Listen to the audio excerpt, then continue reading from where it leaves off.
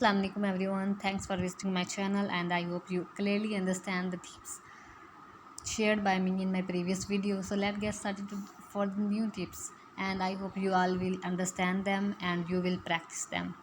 So what is shorten the sentences? What is mean by shorten the sentences? इसका मतलब है कि जब आप while we speak English वो हम क्या करते हैं, हम पूरी एक सेंटेंस जो हमने लिखा हुआ होता है या कि हम जो लिखने वाइल राइटिंग वो हम यूज़ करते हैं, वही आप बोलने में भी आप पूरा वो सेंटेंस करते हैं, जिसकी वजह से एक जो फ़्लो होता है लैंग्वेज बोलने का, the flow of our speaking, वो हमारा डिस्टर्ब हो जाता है। तो आप लोगों ने इस सेंटेंसेस को ट्राई करें कि उनको शॉर्ट करें, थोड़ी एब्रिविएशन यूज़ कर लें ताकि जो स्पीकर्स हैं वो आपको अंडरस्टैंड भी कर पाएँ और आपकी जो एक स्पीच है वो जल्दी भी ख़त्म हो, उन जो ऑडियंस है उनका इंटरेस्ट जो है वो लूज़ ना हो।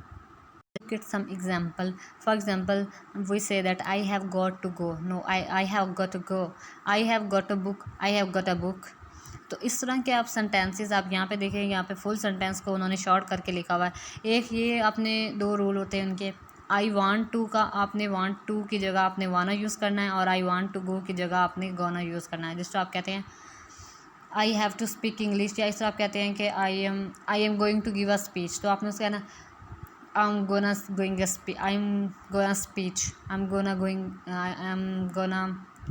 speak। इस तरह करके आप जब बोलेंगे तो आपका थोड़ा सा वो एक तो आप जल्दी बोल पाएंगे, दूसरा flow of your speaking will not be disturb. अब एक आप ये कहते हैं do you want a banana, तो एक दफ़ा आपको वो सारे वर्ड्स बोल के you have to make every word clear to the listener, but when you will short the sentences then they will completely understand and you have not to uh, make sure that you are speaking every word correctly. So so instead of saying do you want a banana, you will say wanna banana, wanna dance। So इस तरह के ये जो words हैं आपने ये you have to practice them, इनको देखना है कि हम सिंपली कैसे बोलते हैं और जब हम इसको बोलेंगे शॉर्ट करके तो हमने उसको किस तरह बोलना है। जब आप इनको प्रैक्टिस करेंगे and then you will see and you will notice that your accent is changing. अब फिर आपका जो एसेंट है वो भी नेटिव स्पीकर्स की तरह होता जाएगा, क्योंकि आपने जब इनको प्रैक्टिस करना है बार बार तो आपका इंशाल्लाह वो हो जाएगा। Next is use unique sentences. करना क्या होता है कि आप लोग बाद वक़्त कहते हैं कि when others are speaking English they use some sentences that are common, but you always want that you also want that I have to speak like them and I have to use sentences same, but it's not good and it's not necessary for speaking English। आप लोगों ने ज़रूरी नहीं कि आप वही बोलें जो वो बोल रहे हैं, आप यूनिक सेंटेंसेस इस्तेमाल करें, then audience will say that you have enough knowledge about English and you can speak English confidently।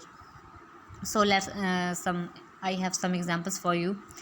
सो इसमें हम वेज टू से हाउ आर यू, हम सिंपली सब यही कहते हैं हाउ आर यू, नहीं आप लोगों ने ये यूज़ नहीं करना। आपके पास ही काफ़ी ज़्यादा और सेंटेंसेस आप वो यूज़ कर सकते हैं। All right, what's new, what's happening, how it's going, what's up, how are things, how are you doing, have you been. भी देख लें इट्स लुकिंग डिफरेंट, तो आप लोगों ने थोड़ा सा ये यूज़ करना है। इस तरह आपकी आपकी जो क्रिएटिविटी है, एक आपका अपना माइंड सेट है, वो उनसे थोड़ा सा डिफरेंस होगा और आपकी थोड़ी थोड़ी जो इंग्लिश स्पीकिंग स्किल्स है वो आराम आराम से बेटर होगी अगर आप इन्हीं वर्ड्स को, इन्हीं सेंटेंसेस को डेली कन्वर्सेशन में यूज़ करेंगे और डेली प्रैक्टिस करेंगे। आगे अगर रिस्पॉन्स में आपने कहना है कि हाँ ठीक है, या इस तरह के जो भी सेंटेंसेस आप इस्तेमाल करते हैं उनकी जगह आप ये बोल सकते हैं pretty good, not bad, fantastic, could not be better, I have been busy, same as always, not so great, terrible। Next is do not take care of tenses when you speak। This is the main problem of speakers of Pakistani people. हम Pakistani people क्या करते हैं, जब हम बोल रहे होते हैं हम उस वक्त भी टेंसेस को जहन में रख रहे होते हैं। जब हमने पास्ट की बात करनी है, फ्यूचर की बात करनी है, प्रेजेंट की, हम ये सोचते हैं इसमें कौन सा वर्ब यूज़ करें, कौन सी वर्ब की फॉर्म यूज़ करें, क्या यूज़ करें।